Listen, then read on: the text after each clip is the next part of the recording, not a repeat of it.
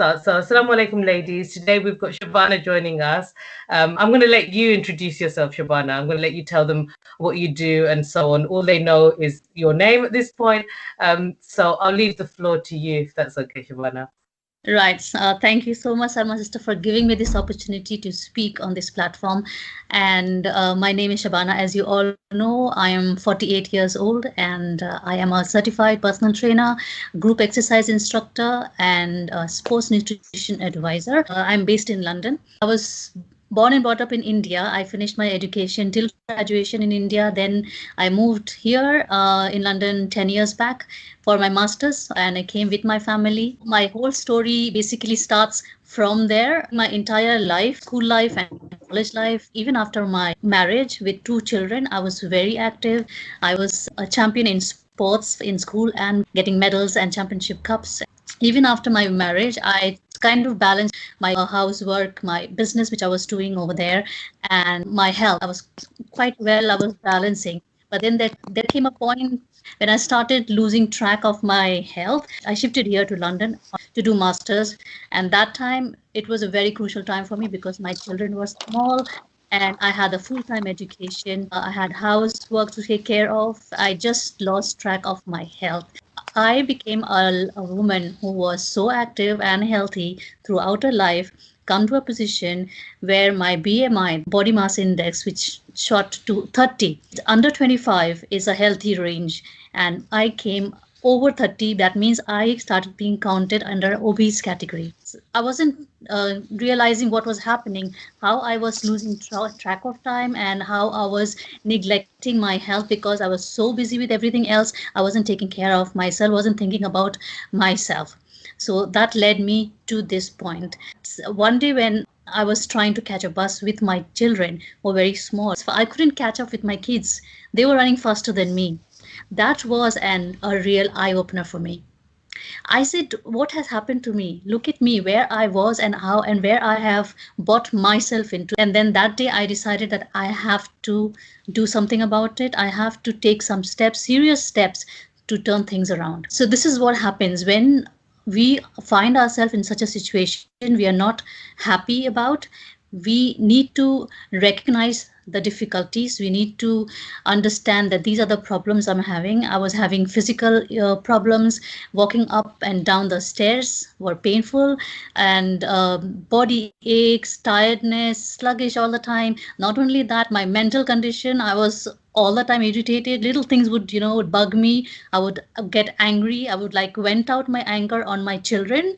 And I think that is by far the biggest regret of my life, to venting out my frustration on my children, is because of me not feeling good inside, is because of me hurting inside. Actually, that is not fair, right? And I wanted to change all of that. I wanted to be there for my family, run around for them, do the work for them, being happy, not frustrated and angry all the time. Yes, I'm taking care of everything, but I wasn't happy. My relationships were getting affected with my kids and my social life, everything. So I had to do something about it. So firstly, what we need to do, we have to understand and recognize that there is a problem in your life. You need to come out of it. Secondly, you have to convince yourself that you don't want to continue in that position, in that state anymore, and you have to be willing to help yourself. If you cannot do it yourself, seek professional help if it is difficult for you to do it all by yourself. So I said I have to do this. And by that time I had finished my masters. I had some extra time for myself. So I thought of taking that opportunity and giving it my health, and I could take care of my family better. That's one of the most important reasons. If I am not happy, how am I going to keep my children and my family happy? I want to pour from a cup, and if your cup is empty, where are you going to pour it from, right? You have to fill your own cup. You have to take care of yourself first, and that's where when me first comes. You have to take care of yourself first to be able to help others, and that's not being selfish at all. That's why I always take care of my body, my health. I make sure I have time for myself, so I am physically and mentally happy, and I'm happy doing everything around me. So I decided I would start by taking a short run. I had a watch. I said I'm going to time myself. After so many years, I started jogging, and to my shock, I stopped and I saw my watch. I couldn't run for 2 minutes. That came as a big, big, big shock for me. And I wanted to help myself. So I wanted to look for ways how I can do it. Recognizing the problem in your life and accepting and wanting to change your situation is not enough. You have to have a very, very good reason. I would say 10 on 10, or at least 9 on 10. If it's 8 on 10, I would say don't even try it, because you are not going to go very far with that. Because when you start on a particular journey of improving yourself or improving your life or situation, if your reasons are not strong enough, there are going to come very situations. There are times when we don't feel like exercising, when we don't feel like getting out of the bed and going for a run or for any kind of workout. But that time, because you have got such strong reasons why you want to do it, that will help you pick yourself back up. So make sure whatever the reasons is for to take care of your health is very strong. That will keep you going even when you don't want to, and you will not want to give up. And when you don't give up, you cannot fail. I can say that again. When you don't give up, you cannot fail. So from that point, I started making a routine. Making a routine and creating a habit was the first thing in my mind. Performance comes later on. Your speed, pace, etc., that will all come later on.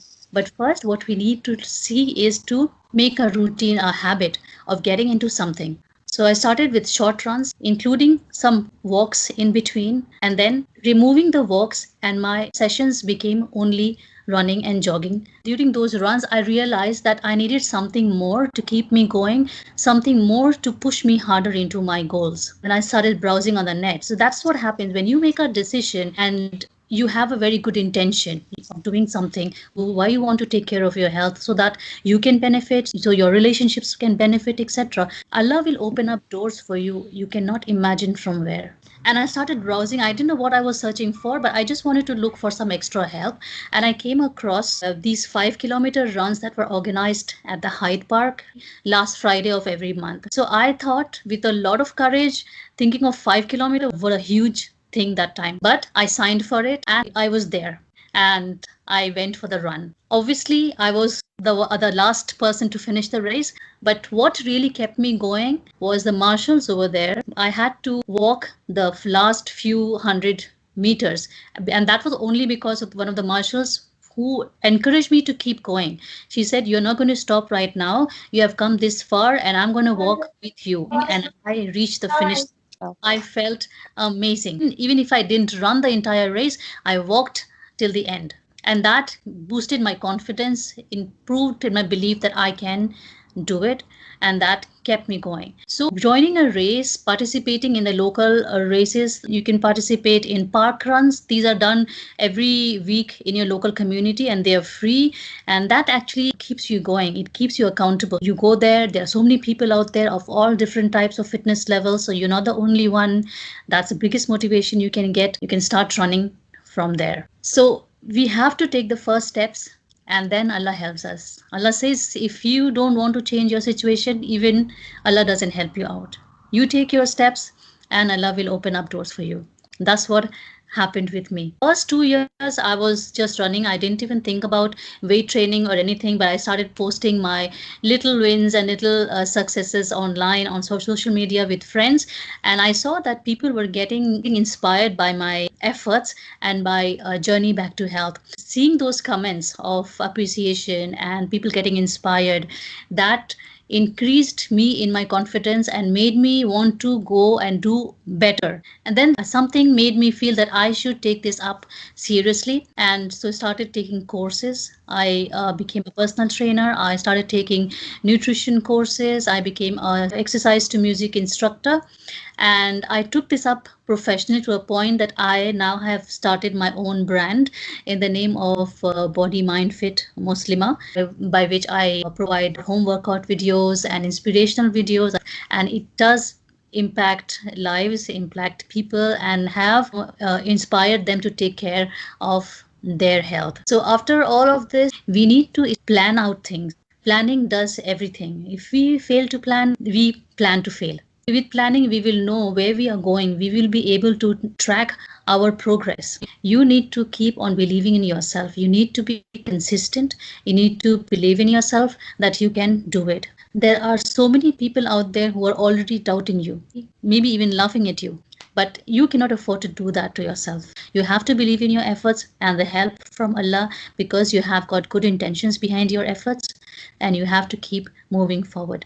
It is not going to happen in one day. What happened to me was, over the years, I have become overweight. I cannot expect myself to reduce my body fat in a short period of time. It's easier to put on weight. It is 7 times harder to lose body fat. So we need to be patient and consistent, and it's going to happen. Just believe in yourself and do not compare yourself with anybody. There were times when in the gym, I used to look at women who are running at 17 kilometers an hour. I used to be in awe and I wonder, how is this lady running at such a speed? I just could not figure it out that time. And today, Alhamdulillah, I am doing better than her, sprinting at 19 kilometers an hour. And there was a time when I couldn't run for 2 minutes. I can run for 2 hours 45 minutes non-stop. I've done that twice by participating in a half marathon. That's 21 kilometers. Alhamdulillah. And that's all because of your efforts, all because of your persistency, of your belief in yourself, and because of help from Allah. That's it. You cannot compare yourself with anybody who is much stronger than you, much better than you in a particular situation. Because these people have already gone through the same journey, what you are going through at the moment. You are going to be there, but you cannot compare your chapter 1 with their chapter 5 or 10. They have taken time to reach that place, and you will take time, but reach that place, or can even do better than that. Focus on your planning and keep moving forward. So, yes, I was healthy all my life. And then there was a point when I became very unhealthy. And then I wanted to come back to health. And that doesn't mean that it was easy for me. And I'm not saying it's going to be tough for those who are trying to get healthy for the first time. It's just about our mindset, making our decision, wanting to seek help, be willing to come out of the situation. That's the most important thing. If a person is okay with the current situation, if a person is okay with being unhealthy, enduring the pain, physical and mental pain, doesn't bother about their relationships getting worse, then nobody can help the person. I can give you the best kind of a diet, best kind of a plan, but you're not going to go anywhere if you yourself are not willing to come out of the situation. Start making small changes and believing that you can do it. You are not the first person. There are so many people who were there in your position. They have come out, have believed in themselves, and they have been successful, and it can happen to you. I am a human being, you are a human being. We are no different from each other. If it can happen for one, if I can do it, I think anybody can do it. Jazakallah khair, Shabana. I think that was so inspirational. I think for me in particular, I did sort of listen to you and I thought, wow, a lot of us have started the Couch to 5K program. So it's the same journey where we ran for, 1 minute, 2 minutes, and we were out of breath. Yeah. And, alhamdulillah, quite a lot of us have now, at the point where we can run 30 minutes.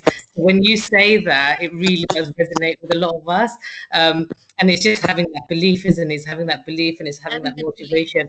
Yeah. And I think that one of the biggest things is probably, like you said at the beginning, you kind of look to your children, you try to run for the bus. And I think we need to find a reason, isn't it? We need to find a reason, something that motivates us.